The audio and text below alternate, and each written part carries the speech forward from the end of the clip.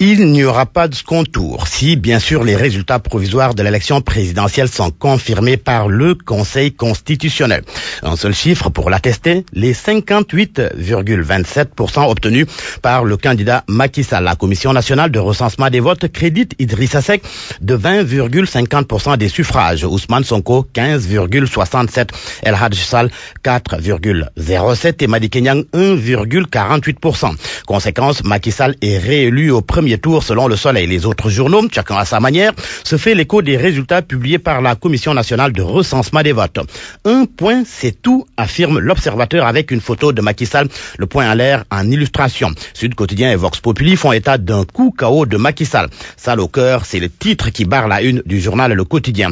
Là où Libération s'exclame le choix du peuple. D'ailleurs, dans le journal, Aminata Touré déclare que c'est la victoire d'un peuple mature qui sait choisir ses dirigeants. Et comme pour confirmer l'ancien Premier ministre, Libération soutient que les Sénégalais ont surtout sanctionné positivement un bilan en béton, mais aussi de belles perspectives qui annoncent le meilleur grâce à une vision cadrée et encadrée. Ce qui est loin d'être la perception des candidats de l'opposition. L'Observateur et Le Quotidien, mais également les autres journaux, soulignent que les 4 candidats de l'opposition rejettent les résultats et ne feront pas de recours. C'est pourquoi Réumi Quotidien parle d'une victoire contestée et sans recours. Et les Échos résument la situation d'hier en ces termes. Macky rempile l'opposition, conteste, des manifs éclatent. Le journal rapporte à sa première page des propos d'Idrissa Seck selon lesquels le candidat sortant sera seul à assumer les conséquences face au peuple et face à l'histoire. Déjà, des foyers de tension ont été notés après la proclamation des résultats. Les Échos fait état de jets de pierre à l'université Cheikh Anta Diop de Dakar, une station-service et le siège de la LONASE saccagé à Thiès,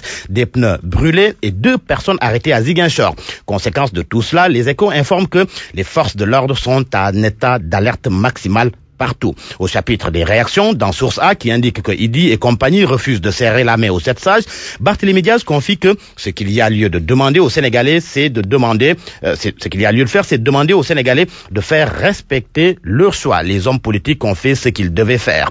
Il ajoute qu'il réfute ces chiffres parce que ce sont des chiffres préfabriqués. Du côté du pouvoir, l'Observateur indique que Macky Sall appelle l'opposition à renouer le dialogue. Selon Aminata Touré, le président recommande qu'après ce moment d'expression de la volonté populaire, les acteurs reconnaissent les résultats. Pour elle, personne n'a démérité. Après ces moments, ajoute-t-elle, il va falloir se renouer le dialogue et le président Macky Sall reste ouvert. Dans le journal Les Échos, Maître Amadou Ali Khan confie que le président doit mener une politique de réconciliation et d'ouverture en amnistiant Karim et Khalifa.